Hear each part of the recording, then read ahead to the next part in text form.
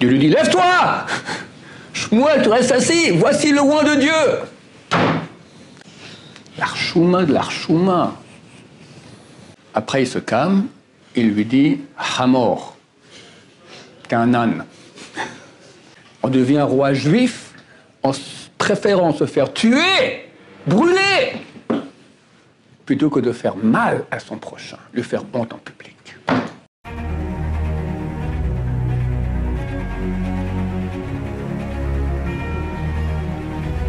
Ce shiur dédié pour la Refoua Shema, la guérison rapide et complète de Nissim Ben Ivet Hana, Bezrat Hashem avec l'aide de Dieu. La question de Yoran.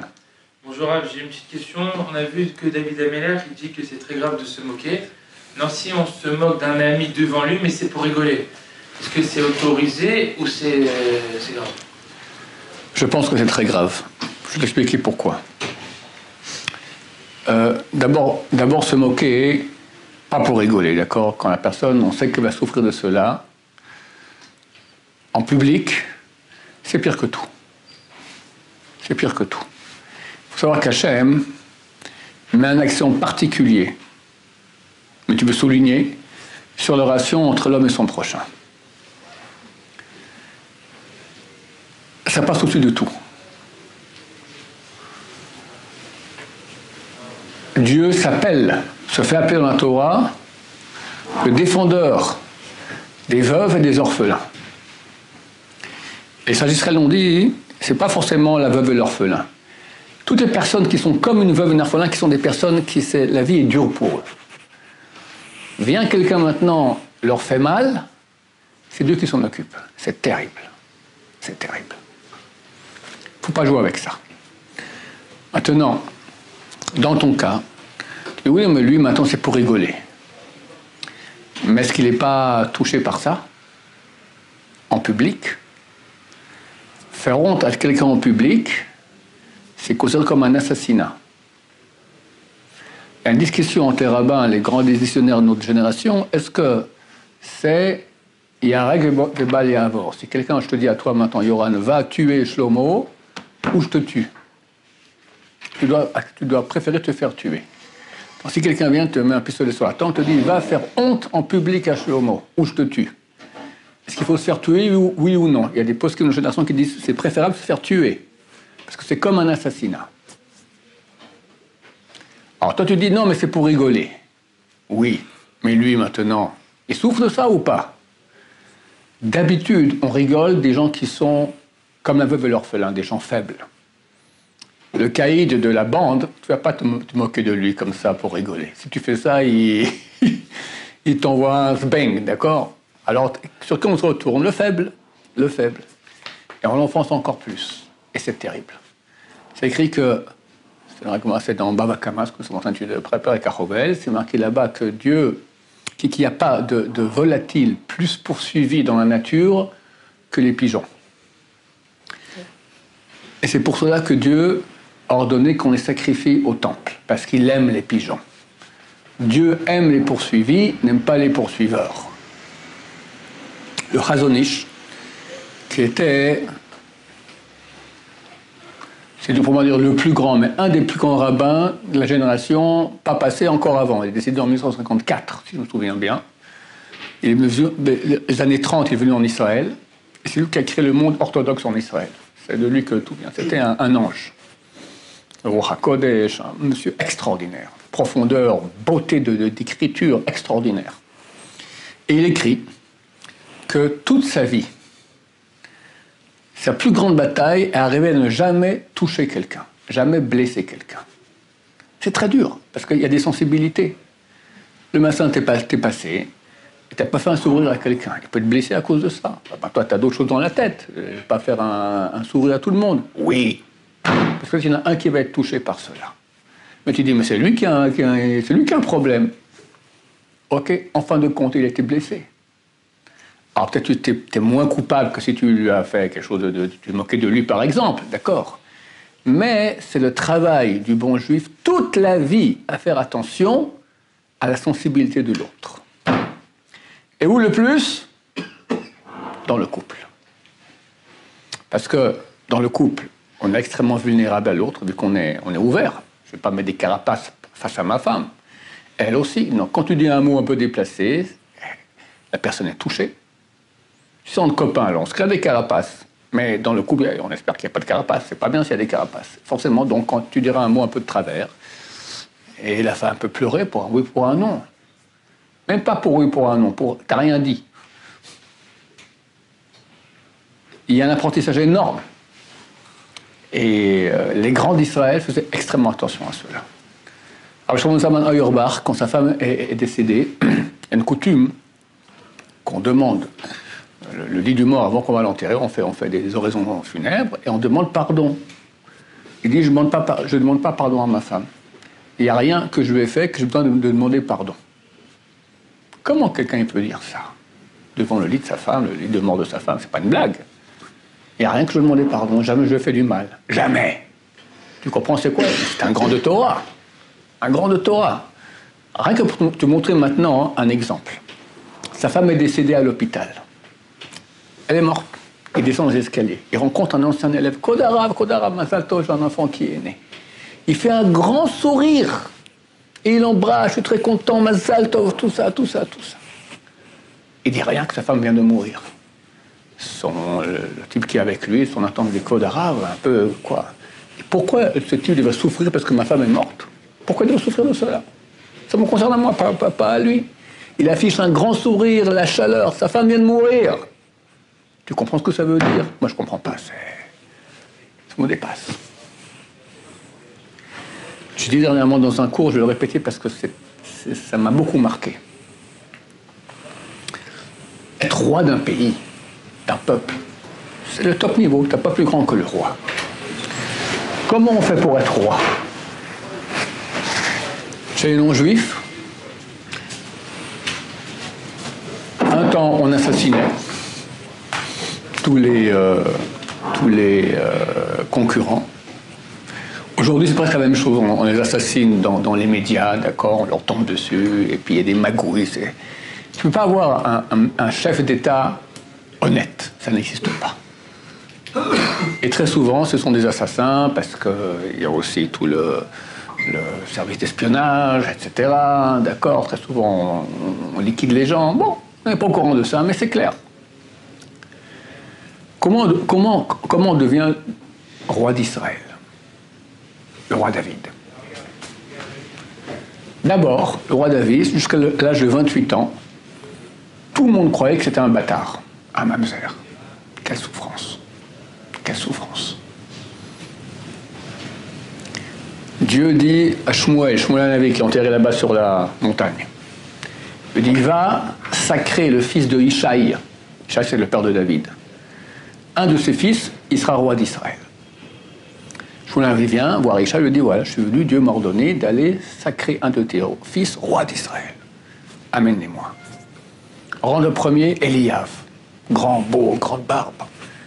Shmuel se lève et dit, ah, voici le Meshiach Hashem, le oint de Dieu.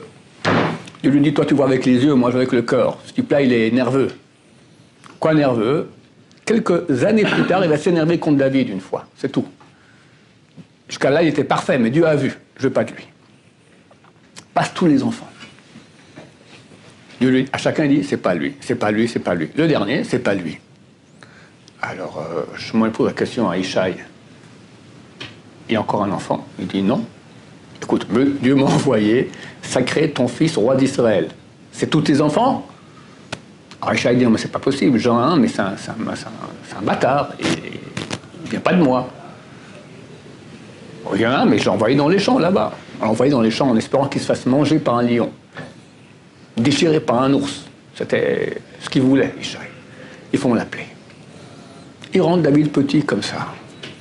Dieu lui dit, lève-toi! Shmuel, tu restes assis, voici le oint de Dieu. Et le oint, la tête des frères de David, la tête de Ishaï, sa mère, Nitzevet Batadiel, qui savait que c'était pas un mamzer, mais ne pouvait rien dire. 28 ans de souffrance. Il redevient le roi d'Israël. Et a arrêté de souffrir. Il s'est fait poursuivre sans cesse. Dieu aime les poursuivis. Grâce à quoi? David a été roi d'Israël. Il avait un mérite. Il est descendant de Nachshon ben Aminadav. Le paracha ce Shabbat. Nachshon ben Aminadav, de la tribu de Yehuda, est le premier. Il y a deux midrashim. Dans le Gemara, dans Sota, il y a deux avis. Il y a un avis qui dit qu'aucune des tribus voulait rentrer dans l'eau. Pas rentrer dans l'eau. Puis c'était la nuit. D'accord? Une tempête. Il faut être fou. Dieu a dit avancer. Personne n'avance. Nachshon ben Aminadav avance. Mais la mer ne s'ouvre pas. Il avance, il avance. Il arrive au niveau de la bouche, elle ne s'ouvre pas. Il continue à avancer, on arrive au bout du nez, là elle s'ouvre. Messirut Nefesh, il a fait abandon de soi. Grâce à ça, il a eu la royauté, son arrière-petit-fils, c'est le roi David. Demande des sages d'Israël, mais d'où lui, il a eu la force de abandon de soi? Comme ça, aller dans la mer noire, la nuit, ça fait peur. Une tempête, il y avait une tempête terrible. Il a dit grâce à son arrière-grand-mère. Qui c'est? Tamar. Tamar s'est mariée avec un des fils de Yehuda. Elle était très très très belle, Tamar. Et ce fils fait la semence en vin. Dieu le tue. Elle se marie avec le deuxième frère. Il fait aussi semence en vin. Dieu le tue. Yehuda se dit, celle-là, elle tue ses maris. Il n'est pas au courant pourquoi ils ont été tués ses deux fils. Il lui dit, écoute, reste à la maison, attends que mon troisième fils va grandir, je te le donnerai. Mais il s'est dit, je ne le donne jamais, elle va le tuer aussi. Et le troisième fils grandit, et rien ne se passe. Tamar se déguise en prostituée, sur la rue, dans la rue. Yehuda a une relation avec elle, elle tombe enceinte de 2 enfants. Elle lui a dit, paye-moi. Combien paye-moi? Tu me donnes un mouton. Mais je n'ai pas de mouton sur moi, alors donne-moi en attendant ta bague, ton bâton, et comme ça, ça sera un gage. Yehuda rentre à la maison, après avoir une relation avec elle, il donne à son intendant, va lui donner le mouton. Il va là-bas, personne. Elle s'est cachée. On lui demande, il y a une prostituée qui était là, non, ça n'existe pas. Bon, il revient, ça ne trouve pas. Bon, bah, quel le gars, terminé. 2 mois et demi plus tard, on dit à Yehuda, ta belle-fille, là, elle est tombée enceinte. Tombée enceinte, brûlez-la. Elle va être brûlée avec ses 2 enfants. Elle est enceinte de 2 enfants. Elle envoie à Yehuda la bague et le bâton. Elle lui dit, c'est de l'homme à qui ça appartient que je suis tombée enceinte. Yehuda voit ça. C'était un roi. C'était le roi de toute la région. En beau français, l'Archouma. L'Archouma de l'Archouma. Elle s'est dit, s'il reconnaît, tant mieux. S'il ne reconnaît pas, je suis prêt à me jeter au feu, à être brûlé, moi et mes 2 enfants. Dis, regardez, la bague, c'est Yehuda, la canne, c'est Yehuda, c'est de lui que je suis tombée enceinte. Elle va faire honte à quelqu'un en public. Elle préfère se jeter au feu. Les sages d'Israël ont dit, ils n'ont pas dit c'est préférable de se jeter au feu. Non, Arlo, c'est agréable à la personne de se jeter au feu plutôt que de faire honte en public à son prochain. Agréable. Ah, comme c'est bon d'être dans le feu, plutôt que de faire mal à son prochain en public. Grâce à cette Messirut Nefesh, cet abandon de soi, pour pas blesser l'autre, elle a eu l'arrière-petit-fils Nachshon et l'arrière-petit-fils David. Chez les Goïm, on devient roi en tuant, avec le KGB, avec qu'est-ce que j'en sais, le FBI, etc., la CIA, ben, ça c'est les rois Goï. On devient roi juif en préférant se faire tuer, brûler, plutôt que de faire mal à son prochain, lui faire honte en public. Combien on doit apprendre de cela?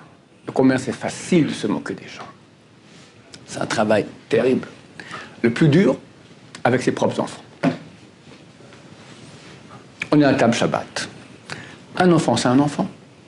Un enfant ne peut pas ne pas faire de bêtises. Et quelle bêtise fait un enfant? Les bêtises les plus embêtantes pour les parents. Ils savent jouer exactement sur la note, comme ça, qui te rend fou. Alors, quand on est encore en famille sans invité, ça va, il y a les invités. Et lui, maintenant, il fait le gugus, d'accord? Le gosse, il est complètement à côté de la plaque. Qu'est-ce que tu fais? En quoi c'est un enfant? Tu le réprimandes en public et il n'a pas honte. Il a honte, l'enfant. S'il a 1 an, il ne se rend pas compte. Mais à 3 ans, il a honte. À 5 ans, il a honte. À 10 ans, il a honte. En public, il y a des invités. Il faut être du fer, de l'acier trempé pour savoir comment réagir dans ce cas. Rien dire. Le prendre peut-être de côté, je ne sais pas. Terrible! Les enfants aussi, on n'a pas le droit de leur faire honte en public. Et on croit que pour l'éducation, on peut faire ce qu'on veut. On peut. Des fois, pour l'éducation, on peut. Moi, j'ai vu une fois le grand de la génération, le Rabbi Salman Bacharul Zatzal, il donnait un cours le vendredi matin à Porat Yosef. Soixantaine de personnes. Je suis allé là-bas une fois écouter le cours. Quelqu'un lui pose une question. Il se retourne vers lui. C'était un neveu à lui, que je connais. Il lui dit, t'as pas honte? Je suis en train de parler, et tu m'interromps. C'est ça maintenant le savoir-vivre. Pendant 5 minutes, en public, il a ratatiné. Ratatiné! Moi, j'ai rougi. Moi, j'ai rougi. Comment le grand est fait comme ça? Éducation. Pour que tout le monde comprenne, tout le monde voit. On peut. Mais on joue avec le feu. Le grand de la Torah, il peut jouer avec le feu. Il sait exactement quelles sont les limites, oui, non, exactement. Mais nous, pour éducation avec les enfants, ouais, ça va, éducation, qu'ils comprennent, ça lui fera bien aussi d'avoir honte en public, il ne doit pas faire des choses pareilles. Chasse et shalom, à Dieu ne plaise. C'est très grave. La Gemara raconte. Je me souviens, Baba Messia, page 59. Le roi David, il a eu une relation avec une femme qui n'était pas mariée, elle avait donné son guet, mais elle attendait que son mari revienne du combat. D'accord? Le roi David est au Beth Midrash. Des gens lui posent la question, on le voit, et David, toi, tu sais, n'est-ce pas, rappelle-moi, quelqu'un qui couche avec une femme mariée, c'est quoi déjà sa sanction? Le roi David écrit dans Télim, il dit à Dieu, on prend ma chair, on la coupe en petits morceaux, le sang ne sort même pas tellement on me fait honte, je deviens tout blanc. Je deviens d'abord rouge, après on devient blanc. De honte. Et il répondait, celui qui couche avec une femme, sa sanction, c'est chenek, ça veut dire mort par le Bédin, tribunal rabbinique, mais il n'a pas un rôle là-bas. Mais celui qui fait honte à son public, à son prochain en public, n'a pas parole à là-bas. Comme ça, il leur répondait. Celui qui fait honte à son prochain en public n'a pas part à Olam Haba. C'est bien pire. Le type qui a fait l'adultère, il a la sanction, il n'a pas à Olam Haba. Celui qui a fait honte à son prochain en public, il n'a pas part à Olam Haba. Tu comprends comment on joue avec le feu? Tu me poses la question maintenant, on peut, pour rigoler, se moquer de quelqu'un. Comme tu dis maintenant, on va jouer au poignard, d'accord? Je vais lancer des poignards et puis j'espère que je vais le rater. J'espère que je vais le rater. C'est exactement ça, tu joues avec le feu, mais c'est terrible. Terrible, terrible, terrible. Et ça demande beaucoup d'apprentissage, beaucoup d'attention. Quelqu'un, il mange cachère. La histoire, c'est pas un truc cachère comme il faut bien. Ça va, c'est cachère, mais c'est pas un super grand cachère. Shabbat, ouais, il hurle. Et le prochain n'existe pas. Mira, oui. Est-ce que je risque pas de développer chez l'autre, en fin de compte, par le biais de cette sensibilité que je dois avoir, une espèce de susceptibilité? Ça veut dire que l'autre va être touché par la moindre chose ou parole que va dire. C'est pas parce que tu es gentil, c'est pas parce que tu es gentil avec quelqu'un que l'autre. Presque dans le monde dans lequel on vit, c'est presque invivable en fait, parce que une personne qui est comme ça, qui agit comme ça, mais il faut qu'en retour l'autre y voit ces choses-là comme ça. Regarde, quelqu'un de grand qui fera très attention à jamais toucher son prochain. Il sait aussi que les autres ne sont pas comme lui, et que aussi, donc, les autres, il pourra se bénir lui-même à l'intérieur. Baruch Hashem, que je ne suis pas comme le type maintenant qui ne fait pas attention à ne pas marcher sur mes pieds, il ne fait pas attention à mon kavod, il ne fait pas attention à moi-même. Il le sait, il sait, c'est quelqu'un qui travaille à se reprendre, il sait très bien que les gens ne sont pas parfaits. Justement, mais il se dit, je préfère être un poursuivi qu'un poursuiveur. Et il n'y a aucune légitimation à être poursuiveur. Toi, tu dis maintenant, si je ne vais pas être un peu poursuiveur, les gens ils vont développer une trop grande sensibilité. Il n'y a aucun problème. Mais pour le type qui est sensible, il restera toujours sensible. Celui qui est moins sensible, il sera moins sensible. Mais quand tu te comportes bien avec eux, d'abord, ils vont t'aimer, ils vont t'apprécier. Bon, au Hachem, quelqu'un de droit, quelqu'un de bon, quelqu'un qui fait attention. Il n'y a rien de meilleur au monde. Même pour soi-même, je te dis. À part tout ce que je viens de dire maintenant, que la Torah souligne, c'est tellement important. Tellement important. Regarde, la royauté d'Israël, parce que c'est pas le roi David, c'est toute la royauté continue après, du descendant du roi David jusqu'au Mashiach. Grâce à quoi? Grâce à l'arrière-grand-mère, qui a préféré se jeter au feu plutôt que de faire honte à son prochain public. Ça, c'est un roi juif. On doit se mettre bien dans le crâne, bien comprendre. Son prochain, c'est du feu. On ne joue pas avec ça, on ne joue pas avec ça. Il faut être super sensible à l'autre, ne pas lui faire du mal. Et il n'y a aucun danger à cela. Justement, celui qui reçoit quelque part cet affront, est-ce qu'il ne doit pas justement apprendre plus à relativiser tout ça? Bien sûr. Dans une susceptibilité. Celui qui a reçu un affront. En fin de compte, on va plus lui parler parce qu'on va dire avec lui, il est comme ça tout le moindre truc, il prend, oh là là, j'ai plus presque lui parler. C'est clair. C'est qu'avec lui, on peut, entre guillemets, et tout, voilà. Ça... Oui, mais ça par rapport à ce que je dis. Toi, tu dis comme ça maintenant. Le type, maintenant, il a été blessé. Il doit apprendre aussi à faire avec, à être moins sensible. OK. Il a un travail à faire, je suis d'accord. Mais est-ce que ça peut légitimer le fait qu'on le blesse? Tiens, je t'ai dit dans ton travail à relativiser, à être moins sensible, et clac, tu fais une tarte. Regarde, c'est bien, en plus, tu auras moins d'enfer, déjà, je te le donne ici sur Terre. Ça ne marche pas comme ça, ça ne marche pas comme ça. Le type qui a été blessé, alors, il devait être blessé. Et il doit faire avec, ça provient de Dieu, mais le type qui a blessé, il est coupable d'avoir blessé. Et coupable gravement, chez Mishmor. Oui. Est-ce qu'on devra donner des comptes si on ne défend pas une personne qui se fait humilier en public? Bien sûr. Il y a une garantie en tous les juifs qui fait que si on voit quelqu'un qui fait quelque chose de mauvais, et on peut l'en empêcher, on peut essayer de l'en empêcher, on doit le faire. Il y a une Gemara très connue dans le traité Shabbat, page 54. C'est une Mishnah. C'est marqué que, de même que nous n'avons pas le droit de sortir des objets à l'extérieur Shabbat, nos animaux aussi. Quelqu'un qui a un petit chien, par exemple, ne peut pas Shabbat le faire sortir avec le petit médaillon ou une belle décoration. C'est interdit. Comme si toi, tu sors maintenant avec un mouchoir dans la poche. C'est pour cela qu'on ne peut pas mettre des choses décoratives sur les animaux.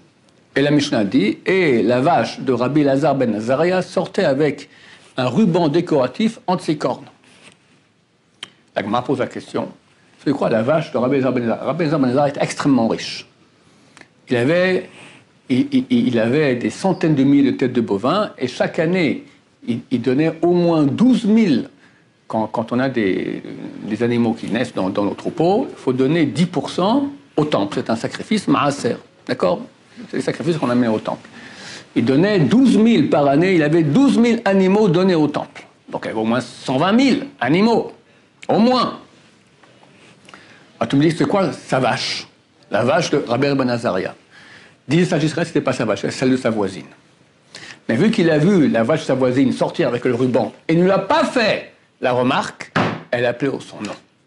Et de là, on dit, celui qui peut corriger maintenant les gens de sa famille ne le fait pas, alors il est attrapé par leur péché. Il vient au Lamaba, c'est son péché. Celui qui peut parler aux gens de sa chambre ne le fait pas, il est attrapé par leur péché. Celui qui peut parler aux élèves de Yeshiva ne le fait pas, il est attrapé par leur péché. Celui qui peut parler à toute sa vie ne le fait pas, il est attrapé par leur péché. Celui qui passe à tout le pays et tout le monde entier. Et ne le fait pas, il est attrapé par le péché du monde entier. Tu vois qu'on est mal barré. Je dois faire des cours pour dire aux gens attention. Parfois ils vont dire mais pourquoi tu n'as pas parlé de ça? Pourquoi tu n'as pas parlé de ça? On peut se faire taper dessus si on a un impact, d'accord? C'est obligatoire. Donc bien sûr. Si on sait qu'ils ne vont pas écouter, c'est... Alors, on est désengagé de l'obligation de parler s'il y a deux conditions remplies. Un, que c'est certain qu'ils ne vont pas nous écouter. Deux, c'est une chose qui n'est pas interdite clairement par la Torah. Or, faire honte à son public, faire honte à son prochain public, c'est une chose que tout le monde sait que c'est interdit. Même si on sait qu'ils ne vont pas écouter, qu'ils ne puissent pas dire non, mais lui, il était là, ici, il ne nous a rien dit. Tu dois dire au moins une fois. Pour pas qu'ils disent personne m'a dit. Et comme c'est quelqu'un qui est Tinoch Nishma, Hein? C'est quelqu'un qui est Tinoch Nishma. Qui? Qui? La personne qui fait ça? Non, si il y a quelqu'un qui fait quelque chose et que... Rouven fait du mal à Shimon. Non, pas attention, oui, que fait quelque chose contre la Torah, mais que c'est... Lui, il sait pas, il est Tinoch Nishma. Ouais. Donc la question est maintenant si c'est une chose qui est connue ou pas. Il mange du porc. Chacun, normalement un juif, ou presque aussi éloigné qu'il soit, sait qu'un juif ne mange pas de porc. Donc il mange devant toi. Il ne va pas t'écouter. Tu vas quand même lui dire attention, c'est du porc, c'est interdit. Parce que pour pas qu'il dise on m'a jamais rien dit. Il faut lui dire au moins une fois. Et il a une petite copine Goya, d'accord? Tout le monde sait qu'on ne peut pas avoir une copine Goya, d'accord? Il faut lui dire. Maintenant, il y a un autre péché, par exemple, Shulchan Aruch, il dit, dans Siman, chapitre 608, il dit les femmes qui mangent la veille de Kippour jusqu'au coucher du soleil, on leur dit rien. C'est marqué dans la Torah que le 10 du mois de Tishri, il faut jeûner. C'est marqué aussi à un autre endroit dans la Torah, le 9 du mois de Tishri, il faut jeûner. C'est-à-dire que le jeûne de Kippour commence, c'est marqué dans la Torah, déjà quelques minutes avant le coucher du soleil. Maintenant, les femmes, à l'époque, elles mangeaient, voilà, le coucher, elles mangeaient, voilà, le soleil qui baisse, gardaient son elles arrêtent, d'accord? Je leur dis, arrêtez, non, il faut déjà commencer à jeûner avant. Il est fou, ce rabbin. Déjà, tout Kippour, on doit jeûner, et puis quand on doit jeûner la veille de Kippour, elles vont te dire, elles ne vont pas te croire. Un, elles ne vont pas t'écouter, deux, c'est une chose qui n'est pas connue. Et c'est de Horaïta, c'est de la Torah. Shulchan Aruch dit, on leur dit rien, mieux vaut qu'ils soient chogués, qu'ils soient involontaires, plutôt que volontaires. Mais quand c'est chose que tout le monde sait, c'est interdit. Faire mal à son prochain, tout le monde comprend que ça ne se fait pas. Donc là, on doit quand même au moins le dire une fois. Oui. Comment on reprend quelqu'un qui fait honte à quelqu'un en public? Parce que si on le reprend en public, ça va aussi lui faire honte à lui. Ouais. Ce que tu peux faire, c'est prendre la défense du type. Prendre la défense du type de quel on se moque. Tout le monde comprendra et ça ne fait pas honte au type qui le fait. Tu comprends?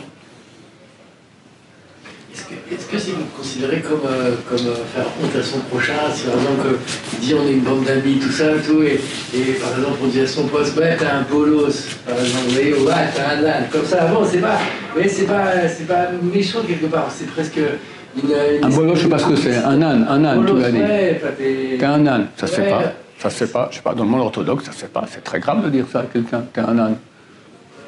Il y a eu un cas une fois, le Khatam Sofer. Mais c'est pas méchant, quoi. C'est genre, en fait, c'est presque... Tu descends d'où est-ce que t'es, tu vois. Enfin, c'était ça la question qui était posée. Ouais. Alors, je dis, on ne se rend pas toujours compte de la sensibilité du type. Tu comprends? Si vraiment, il n'y a rien, c'est une façon de parler, et puis le type, ça lui fait absolument rien. Bon, ça va, tu ne l'as pas blessé. Mais si ce n'est pas le cas, et toi, tu crois que oui, c'est le cas, c'est un problème. Voilà, c'est ça. Comme je dis, on joue avec le feu. Mieux vaut éviter. Je raconte une histoire. On finira avec ça. Ça n'a rien à voir, mais ça a à voir quand même. Il y avait un des grands sages d'Israël, énorme, qui était d'une sensibilité avec les gens extraordinaire. Le Khatam Sofer. Moshe Sofer, pas le Khatam Sofer. Et un jour, il étudiait avec ses élèves. Et on comprenait pas pourquoi Maïmonide, le Rambam, dans son livre, il n'a pas écrit un certain enseignement qu'il y a dans la Gemara. Ok, j'en discute, il dit comme ci, il dit comme ça. Il dit, bah, écoute, après tout, c'était un petit peu un être humain, peut-être qu'il n'a pas fait attention, il a oublié. Le Khatam Sofer entend ça, il devient tout rouge. Après, il se calme, il lui dit, Hamor, t'es un âne. Les élèves étaient bouche bée. Quoi? Khatam Sofer dire comme ça à un élève en public, un âne? D'abord, ça ne se fait pas du tout. Puis ensuite, Khatam Sofer, c'est vraiment la dernière personne au monde à agir comme ça. Il me dit, mais je ne comprends pas, c'est écrit clairement. C'est marqué, si les premiers, les rabbanim de l'époque, comme le Rambam, etc., étaient des anges, alors nous sommes des êtres humains. Et si nous, on est des êtres humains, non, si eux étaient des êtres humains, alors nous, on est des ânes. Tu as dit, bon, Rambam, c'est un être humain normal. Bon, j'en déduis que tu es un âne. Voilà, pour parler des cas où c'est éducatif et c'est écrit dans Chazal, on peut des fois, donc, on peut faire une réprimande à quelqu'un pour qu'il comprenne à quel point il ne doit pas se comporter ainsi. Baruch Adonai, l'olam, amen va amen.